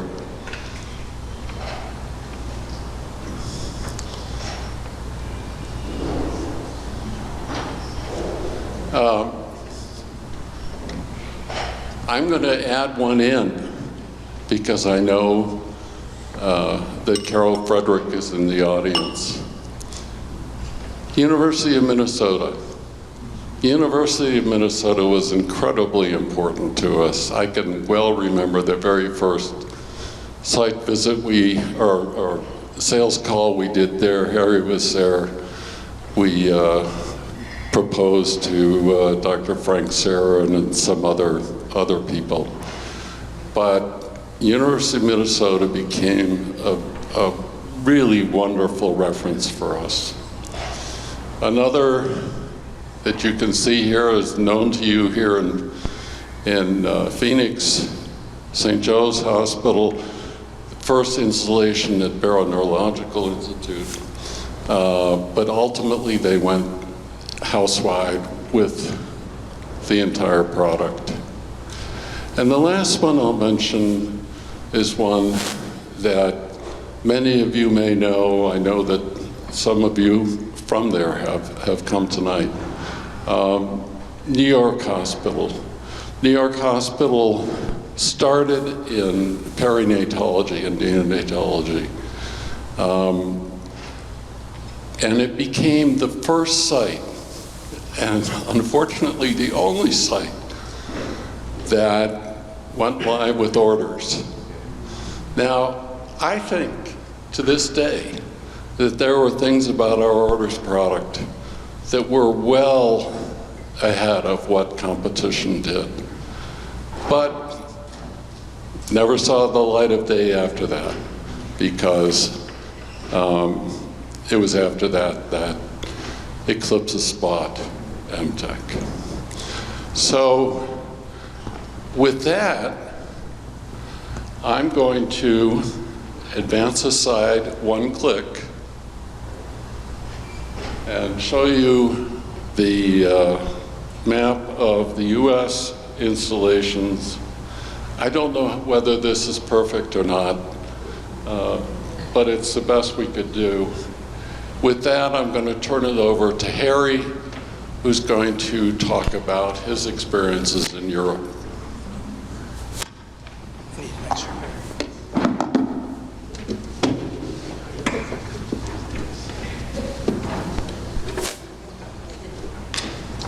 Thanks, John. Just a quick aside before I begin. I mentioned earlier that I joined Emtek in 1986 as the company's first sales and marketing person. It was really quite an easy recruiting job for John and Oscar to convince me to join Emtek. I was living in Buffalo, New York, as a matter of fact, and had been working for Men Medical for 13 years. The first 6 years in Tel Aviv, Israel, and then 7 years working at Menon's headquarters in Buffalo. I was their director of sales and marketing. Oscar called me in January on a given day when there was already 4 feet of snow in my backyard. And he asked me if I might be interested in joining their new company in nice, sunny, warm Tempe, Arizona. Now, I'd never been to Arizona, so basically, I just asked the one and the only key question to ask. Did I need to have a snow shovel out there? And does the driveway ever get covered with ice? And Oscar said no. So I told him right then and there, done deal, I'll be out. So my wife, Sherry, and I flew to Arizona for my interview. They put us up in a very nice resort in Scottsdale for the weekend, and I never looked back since. However, I did ask the moving company to load the snow shovel and the bag of ice salt onto the moving truck because, you know, in case Oscar was bullshitting me, I wasn't going to take any chances. And then the rest has been history ever since. I'm going to talk about international. Back to business here. One key focus in those early years of Emtek's life, aside from building the product itself, of course, was to establish a very strong foothold for Emtek in the PDMS marketplace. John presented just a few of the key luminary sites that became our early customers and our exceptional reference sites upon which we grew our business. I had the privilege of intimately participating in the sales effort for many of these important sites alongside our Emtek sales and executive teams. Ultimately, these important installations set the foundation for us to build our strategy to launch Emtek into Europe and actually beyond. So where did we start? How did we start with the international story? From the very beginning, when Emtek was funded by Motorola, we knew that it was Motorola's desire and intention that any company in which they invested must someday, at the appropriate time, be willing to take their company overseas. And so in around 1990, we began giving some thought to this.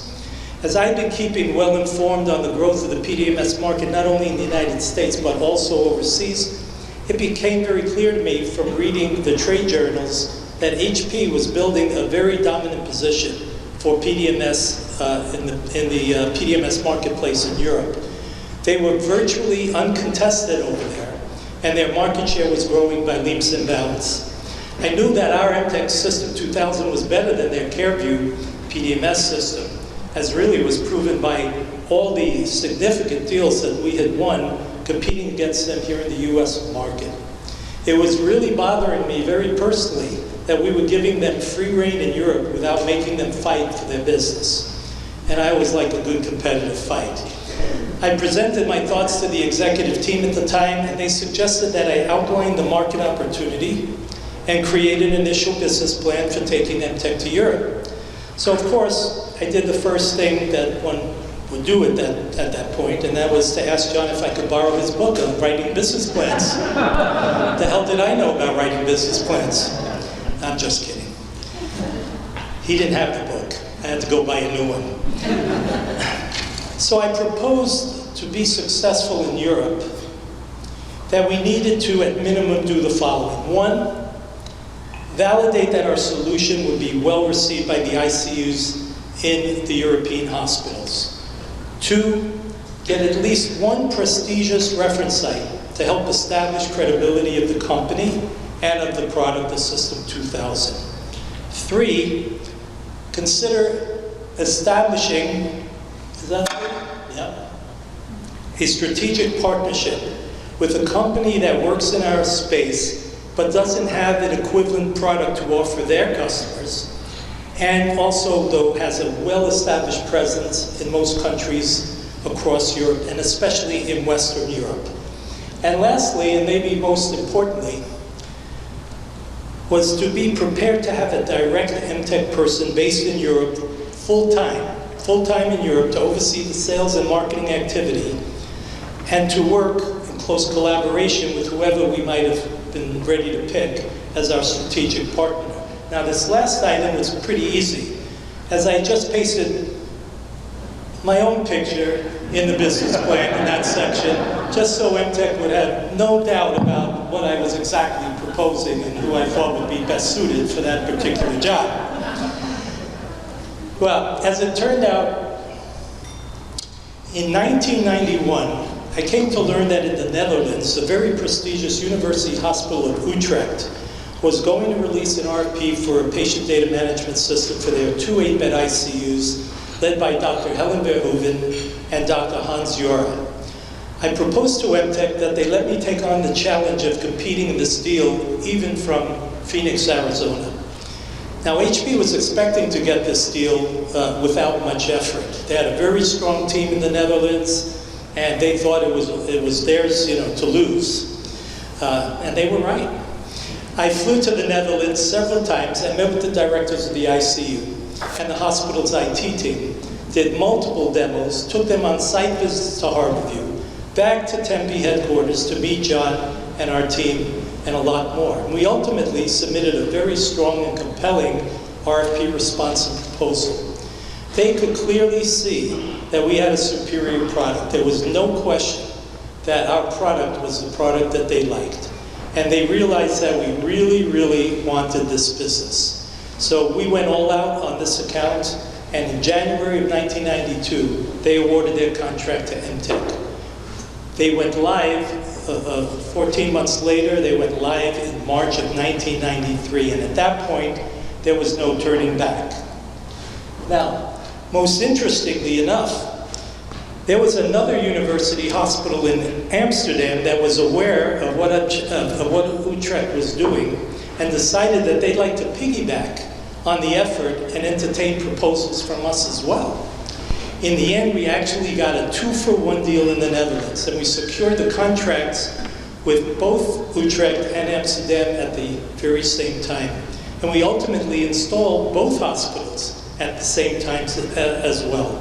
It really was an amazing coup, and you can bet that we got HP's attention really big time after they lost both of those accounts. Well, shortly after securing these 2 deals, Emtek granted my wish to personally take on the challenge of launching Emtek in Europe, and I headed to the Netherlands with my family in tow, wife and 2 kids, and we set up shop outside the capital of the Netherlands, which is The Hague. And while I was gallivanting across Europe, making sales calls, and doing demos, and going to trade shows, my kids didn't waste any time, Sarah and Daniel, didn't waste any time getting fully immersed into the Dutch experience. Meanwhile, before I left for Europe, we had identified Siemens Medical Systems as a potential strategic partner for our European activities. Their patient monitoring headquarters was based in a small town called Erlangen, Germany, about an hour up the road from Nuremberg, and just an hour flight from where I was living in Amsterdam. They were a very formidable competitor against Hewlett-Packard in the patient monitoring space all across Europe. So after much deliberation and negotiations, we established Siemens as our European strategic partner to oversee and support the Emtek System 2000 in Europe. So now we had a partner to work with. It was a game changer. Siemens created a dedicated team to specifically support the Emtek partnership, led by a gentleman named Herbert Lohr and Joachim Schultz, based in their headquarters in Erlangen. I would end up flying up there quite regularly for meetings and strategy sessions. They had a major presence in every country in Europe and assigned a senior person on their sales team in each of those countries to be my counterpart to be trained on the System 2000. I held many, many training courses for the Siemens sales teams across Europe over the years that I was there, and the goal was to make them as knowledgeable and independent as possible to sell our system across Europe. Nevertheless, I continued to work in close collaboration with Siemens in every deal we chased, exploring strategy with their account teams, assisting with demos, going on sales calls, speaking at conferences, and attending endless trade shows. It was a very busy, very intense couple of years. And with time, we became a household name in Europe, in the ICU communities across all of Europe, and were recognized as a market leader in PDMS. This is a list of the key luminary sites that we actually booked in the 3 years that I was with Emtek in Europe. Unfortunately, I made the difficult decision to leave Emtek in 1996, and Siemens continued to carry the torch for Emtek in Europe until Emtek was ultimately sold to Eclipsys. I just want to say on a personal note, there is no doubt that my joining Emtek as a startup and spending time developing the European market for the company was truly the highlight of my personal career. It opened the door to another 20 years of my continued work in automating ICUs and cardiology departments in hospitals across the world in senior positions at several other leading medical informatics companies that I subsequently joined. So with that, I'd like to pass the baton on to Oscar, who will now share with you his experience in introducing Emtek into Japan and the Far East. Thank you, Harry.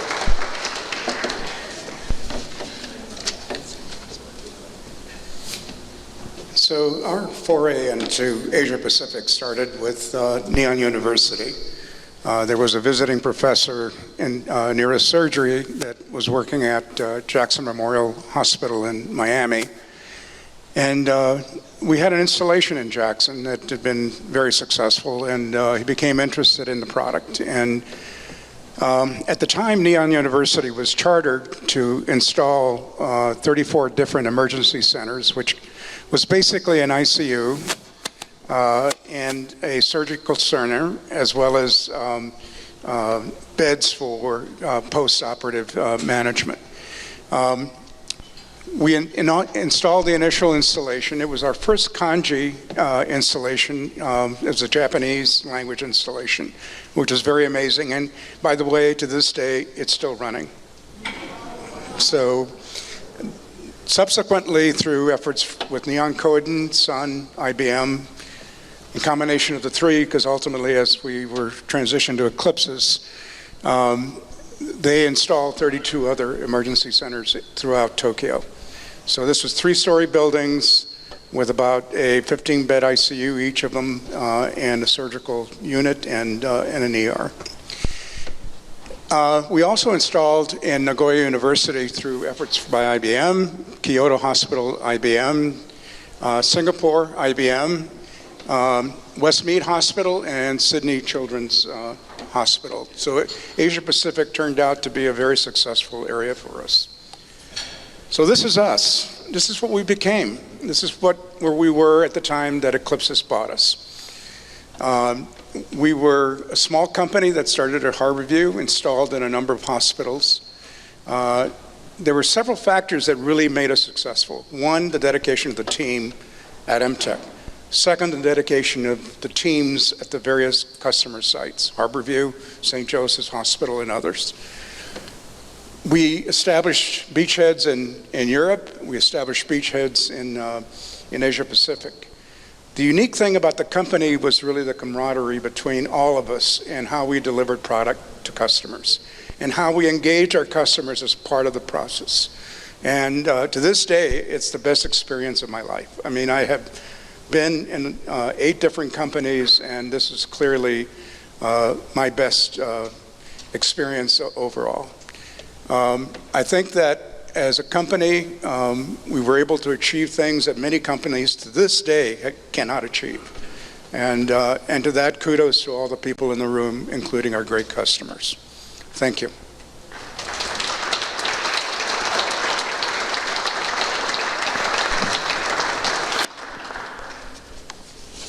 I'm not going to sing, don't worry. Before we end tonight, though, I really do want to acknowledge the incredible reunion committee. I have to tell you that when I first signed up for this, well, when I first signed up, all I volunteered to do was to teach reunion yoga. Obviously, that is not exactly what happened, but I did at least get to do that, and it was a lot of fun.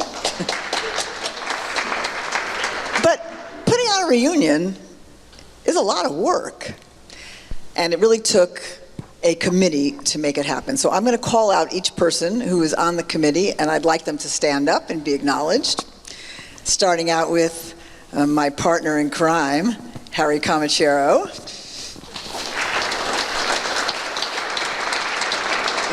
The person who started all of it, the person who actually called me and started all of it, Carrie Callanan.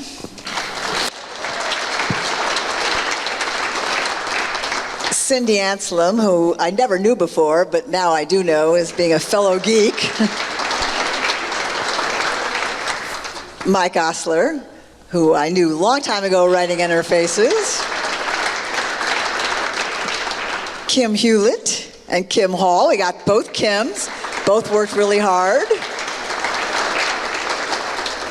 Oscar Diaz and John, part of the committee, John Brim. Mary Cameron Heilner. And a couple people that aren't here, Rick Church and John Hoffman. So that was the committee. And they really do deserve applause. But the thing about it is that, and it kind of was coincidence, you know, we ended up on the committee sort of ad hoc. It wasn't really designed, but everybody put in their talents. And we had a lot of different talents. And somehow that filled up the bowl, and it all got done. It's this kind of dedication and creativity and hard work that made it happen. It reminds me of something. It's talent and devotion and tenacity like that made a company. But we already did that. We did create a company with all of those traits. So everybody, this is really a celebration for you, okay? We got the committee, we have Emtek. It's this whole night that we worked hard for. It's a celebration for you, no matter what your role was. And there were lots of different roles. It's a celebration for you. 35 years ago, we were building something remarkable together. Now we're all scattered around. People came from different states. I think somebody even came from Europe. We're all living different lives. But we're here tonight, some in person and some virtually, really to celebrate what we accomplished together. And for that, I applaud you.